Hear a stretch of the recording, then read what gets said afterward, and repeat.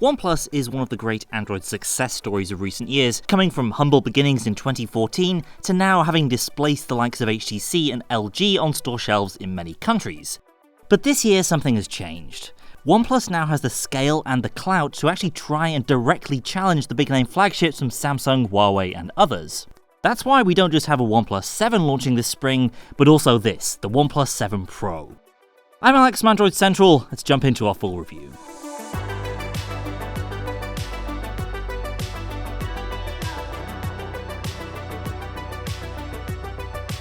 From the moment I first picked up the OnePlus 7 Pro, it was clear to me that this was a different kind of OnePlus phone. In fact, you could slap the name of any of the big phone brands on the back of this thing and it wouldn't seem out of place. That's not because it's derivative or unambitious, but because OnePlus's design chops can now match its larger competitors. Whatever you might say about the OnePlus 3, 5 and 6, their main appeal was in how they performed and the value proposition on offer, not necessarily how they looked. That's not so with the 7 Pro. This phone looks legitimately stunning. I'm using the blue version with this frosted glass finish which flickers between purple and sky blue depending on the angle of the light. That's framed by a slick gradiented metal border. Oh, and FYI, between the super thin sidewalls and the matte finished rear, this phone is incredibly slippery, so maybe think about picking up a case to use with it. We'll have some links in the description. But what truly sets the OnePlus 7 Pro apart, particularly on the shelves of carrier stores in the West, is its front. This thing is all screen, and it's glorious. No bezel, no notch, no hole punch, just an expansive, curved 6.67-inch Quad HD Fluid AMOLED panel that to my eye looks as impressive as anything I've seen in any other phone. Part of what's so impressive is that with the exception of the very slightest of chins down below, you really are holding an all-screen phone, and this is going to sound corny, but watching video on this thing is just a different and more immersive experience as a result. What's also unique about this panel is its refresh rate. That's the maximum number of frames it can push per second. Almost all phone screens run at 60Hz right now, but the OnePlus 7 Pro is the first OLED screen with a 90Hz refresh rate. It's really hard to show this off in video at 30 frames a second for obvious reasons, but it means that everything you do on the phone looks and feels smoother. It's a great fit for this huge and almost entirely bezel-free display. There is one big trade-off with this panel though, which we'll get to a little later in the review. But anyway, when you're pushing out up to 90 frames per second, you are going to need some serious horsepower, and unsurprisingly the 7 Pro does not disappoint. It has the latest Snapdragon 855 processor, and the base model starts with 6GB of RAM and 128GB of storage, with an upgrade to 8 plus 256 for just $30 more. Or you can max it out with 12GB of RAM for more still. That's the model I've been reviewing here. And look, that's a vanity spec for sure. It's a little ridiculous that the phone I'm using right now has 50% more memory than the laptop I'm using to write this script, but it's all extra future-proofing, and future-proofing that goes hand in hand with OnePlus's excellent track record for software updates. The 7 Pro is also the first phone to ship with faster new UFS 3.0 storage, has twice the bandwidth of the previous version, meaning everything from saving photos to loading games will be all the more performant. There's also a much improved in-screen fingerprint scanner that's both quicker and more reliable than the old bad sensor used in the OnePlus 6T. The larger sensor size, along with software optimizations, make this a much better option for the new phone. It's not yet up to the standard of a regular capacitive fingerprint scanner, but the gap is certainly narrowing. So OnePlus phones have always been quick, but between the faster storage, the ludicrous loadout of RAM and that 90Hz panel, well, it almost feels like they're cheating here. This is the fastest and smoothest phone I've ever experienced, and it's been a joy to use. That experience is helped out by the inclusion of a much improved haptic motor that replaces the mushy vibration feedback seen in earlier OnePlus phones with sharp, firm taps more appropriate to a high-quality, high-end smartphone. Whether you're typing or swiping your way through apps, or just getting buzzed with notifications, the upgraded haptics give the impression that you really are using a premium device and not something cheap and cheerful.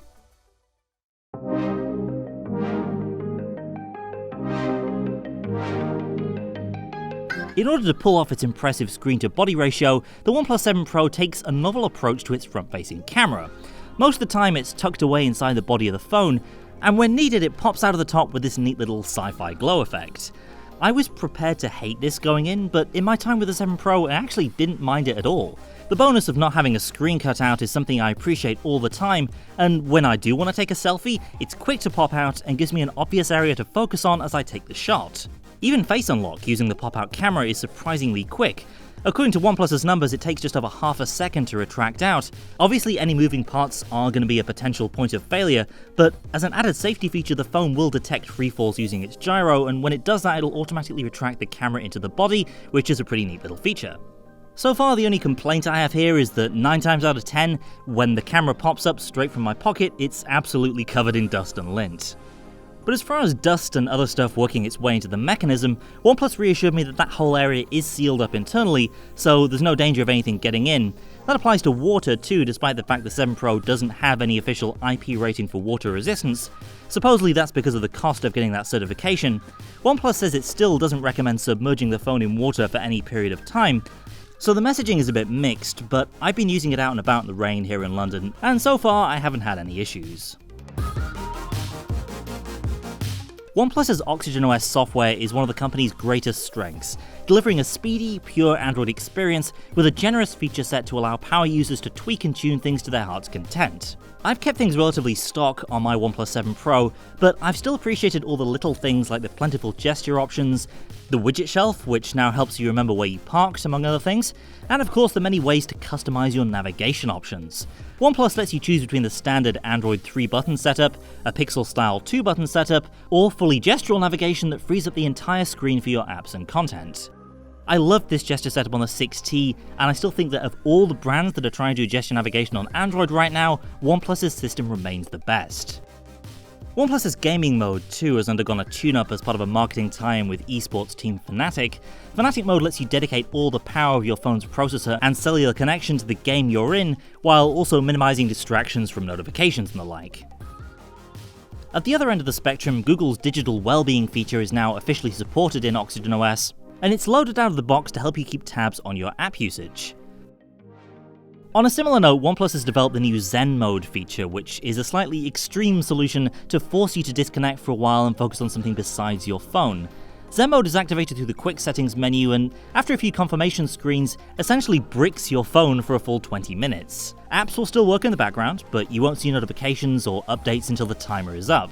And you can still make emergency calls and receive incoming calls and use the camera, but besides that your phone is totally locked down until the timer runs out. There is no escape hatch whatsoever, even rebooting the phone won't cut short your 20-minute timeout. It's a super interesting feature playing into the whole digital health angle that's becoming popular over the past year, and it's something I have very mixed feelings about, given that you can activate it once your phone is unlocked without reconfirming with a PIN or fingerprint. Possibly opens it up to some abuse there. Anyway, once you're done with your 20 minutes of Zen, you can then go and share your achievement with the world. Despite all these new features though, OxygenOS for the moment still feels a lot like previous versions. And that's fine, though I'm left with the impression that a big visual update is probably due within the next year to refresh some of the legacy Android feel of the launcher and some of the other apps. At least if OnePlus's track record of platform updates holds true, this phone should be in line for a speedy update to Android Q not long after Google's Pixel phones.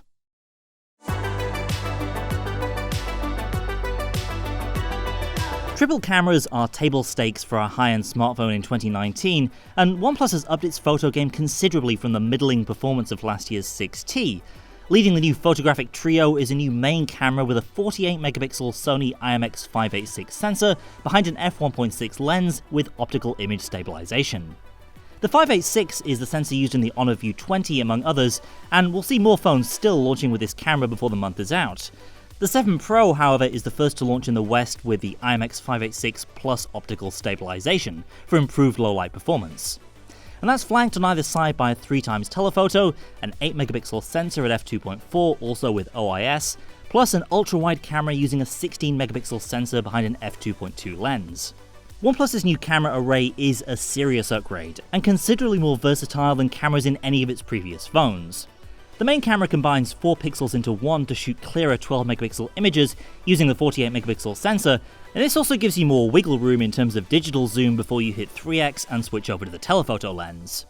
I've generally been pleased with photos from the main camera, though I have noticed that shots seem a little bit more muted than equivalent pictures from the Galaxy S10 or a Pixel 3. Part of that is just a difference in saturation, which is easily addressed in Google Photos after the fact, but the 7 Pro is also more inclined to crush shadows and produce shots with slightly narrower dynamic range than top-tier flagships, at least outside of its dedicated HDR mode. At the same time, I've come across instances of both the telephoto and the ultra-wide cameras missing focus, even in bright daylight conditions, and it's also disappointing to see that while the main camera produces impressively smooth 4K video, it's not possible to shoot video at all on either the ultra-wide or telephoto cameras. You have the same limitation in Nightscape mode, which is OnePlus's dedicated night shooting mode. Nightscape works fantastically well on the main camera, but unfortunately can't be used with either the telephoto or the ultra-wide. I don't want to seem too down on these cameras, but at least on the current firmware, it's one area where it's easy to see the difference between a OnePlus phone and a much more expensive flagship. Whether a slightly better camera is worth an extra $200 to $300, however, is between you and your bank account. On balance, for most people, including me, these three cameras are going to be more than good enough.